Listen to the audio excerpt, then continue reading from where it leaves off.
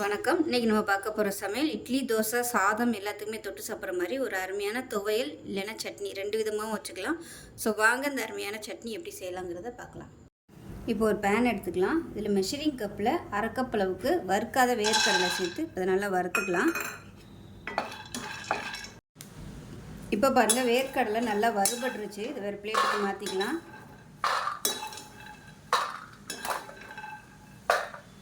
இப்போ அதே கடாயில் ஒரு 3 டீஸ்பூன் அளவுக்கு எண்ணெய் விட்டுக்கலாம்.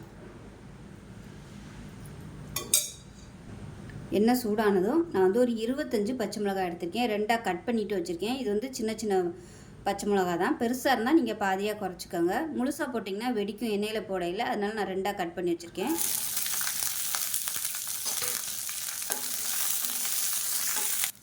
இப்போ பாருங்கள், பச்சை மிளகாய் நல்லா வெள்ளையாக வர ஆரம்பிச்சிருச்சு. இந்த ஸ்டேஜில் நம்ம வறுத்து வச்சுருந்த வேர்க்கடலையும் சேர்த்துக்கலாம். இது கூடவே நல்லா ஒரு 10 15 பூண்டு பல் சேர்த்துக்கலாம். 1/4 டீஸ்பூன் போல் சீரகம் சேர்த்துக்கலாம். கொஞ்சமாக கருவேப்பிலையில் சேர்த்துக்கலாம். ஒரு கொத்து அளவுக்கு சேர்த்துக்கோங்க. இப்போ இது எல்லாத்தையுமே வதக்கிக்கலாம்.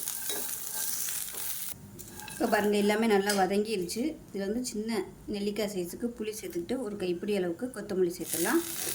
கேஸ் அமர்த்திடலாம். வதக்கணும்னு அவசியம் இல்லை.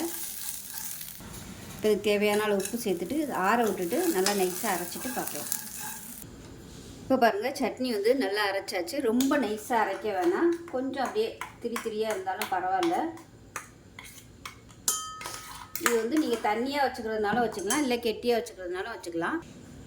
இப்போ இதில் கடுகு, உளுந்து, கருவேப்பிலை போட்டு தாளித்ததை இதோட சேர்த்துடலாம். அவ்வளோதான், அருமையான ஒரு வேர்க்கடலை துவையல் ரெடி ஆயிடுச்சு. இது நீங்கள் தண்ணியாக வச்சிங்கன்னா இட்லி தோசைக்கு தொட்டுக்கலாம். கெட்டியாக வச்சிங்கன்னா சாதத்துக்கு துவையலாகவும் தொட்டு சாப்பிட்லாம். ஸோ செஞ்சு பாருங்கள். செஞ்சு பார்த்துட்டு எப்படி இருந்துச்சுங்கிறத சொல்லுங்கள். வீடியோ பிடிச்சிச்சின்னா லைக் பண்ணுங்கள், கமெண்ட் பண்ணுங்கள், சேனலை சப்ஸ்கிரைப் பண்ணுங்கள், பக்கத்தில் உள்ள பெல் பட்டனையும் ப்ரெஸ் பண்ணுங்கள். நன்றி.